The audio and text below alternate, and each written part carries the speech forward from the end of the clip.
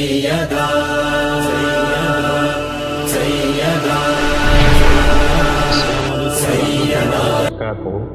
خیر مقدم ہے آپ کا فدانامے میں۔ حضرت ام ایوب انصاریہ اصل نام نہیں معلوم، صرف آپ کنیت سے مشہور ہیں۔ میزبان رسول حضرت ابو ایوب انصاری کی اہلیہ تھیں۔ ہجرت نبوی سے قبل اپنے شوہر کے ساتھ ہی اسلام قبول کیا۔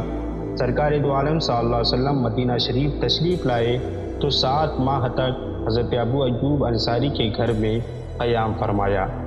اس دوران حضرت ام ایوب انصاری ہی حضور کا کھانا تیار کیا کرتی تھیں۔ ابتدا میں حضور نبی کریم صلی اللہ علیہ وسلم نے حضرت ابو ایوب کے مکان کی نیچی منزل میں قیام فرمایا۔ اگرچہ حضور کی اپنی خواہش کے مطابق بالا خانے میں منتقل ہو گئے تھے، مگر دونوں میاں بیوی کو ہر وقت یہ خیال مضطرب رکھتا تھا کہ وہ بالائی منزل میں مقیم ہیں اور محبت وحی و رسالت نچلی منزل میں۔ ابن حشام کا بیان ہے کہ ایک روز بالا خانے پر پانی سے بھرا ہوا برتن پھوٹ گیا۔ میاں بیوی اس خیال سے بے قرار ہو گئے کہ پانی بہہ کر نیچے جائے گا اور حضور نبی کریم صلی اللہ علیہ وسلم کو تکلیف ہوگی۔ گھر میں اوڑھنے کا ایک ہی لحاف تھا، انہوں نے فوراً اس لحاف کو گھسیٹ کر پانی پر ڈال دیا تاکہ بہتا ہوا پانی لحاف میں جذب ہو جائے۔ جب پانی کے نیچے بہنے کا امکان نہ رہا تو میاں بیوی نے اطمینان کا سانس لیا۔ ایک دن اپنی بالائی منزل میں مقیم ہونے کا احساس اس قدر شدت اختیار کر گیا کہ دونوں میاں بیوی چھت کے کونے میں سکڑ کر بیٹھ گئے اور ساری رات اسی حالت میں جاگ کر گزارتی۔ صبح ہوئی تو حضور نبی کریم صلی اللہ علیہ وسلم کی خدمت میں حاضر ہوئے، عرض کی، یا رسول اللہ، ہم ساری رات چھت کے ایک کونے میں بیٹھ کر جاگتے رہے۔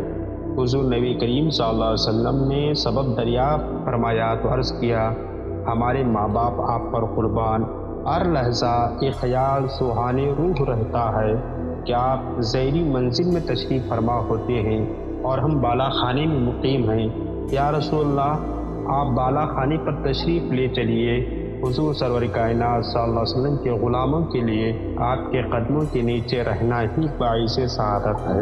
حضور سرور کائنات صلی اللہ علیہ وسلم نے ان کی درخواست قبول فرما لی اور حضرت ابو ایوب انصاری اور حضرت ام ایوب نے بکمال مسرت نچلی منزل میں اقامت اختیار کر لی۔ سرکار دو عالم صلی اللہ علیہ وسلم اپنے خانہ اقدس میں منتقل ہو جانے کے بعد بھی کبھی کبھی حضرت ابو ایوب کے گھر تشریف لے جاتے تھے۔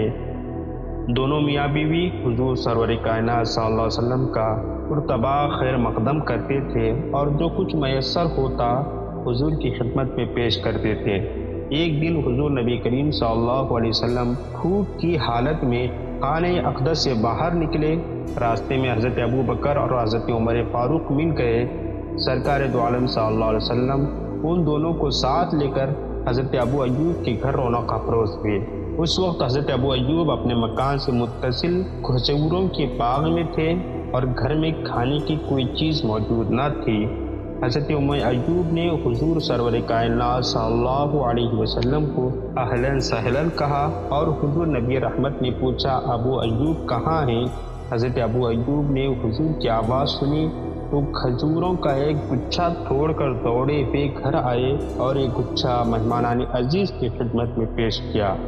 اس کے ساتھ ہی فوراً ایک بکری ذبح کی۔ حضرت ام ایوب نے آدھے گوشت کا سالن پکایا اور آدھے کے کباب بنائے اور حضور نبی کریم صلی اللہ علیہ وسلم کی خدمت میں پیش کیا۔ حضور نبی رحمت نے ایک روٹی پر کچھ گوشت رکھ کر فرمایا، اسے فاطمہ کو بھیج دو، اس پر کئی دن کا فاقہ ہے۔ حضرت ابو ایوب نے تعمیل ارشاد کی اور حضور نبی رحمت نے اپنے رفقا کے ساتھ کھانا کھایا۔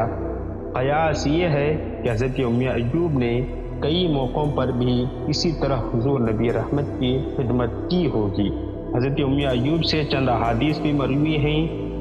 ان کے بطن سے حضرت ابو ایوب کو جو اولاد ہوئی ان میں سے ایوب، خالد، محمد 3 بیٹوں اور ایک بیٹی عمرہ کا نام معلوم ہے۔ حضرت ام ایوب کے سال وفات کے بارے میں کتب سیر خاموش ہیں۔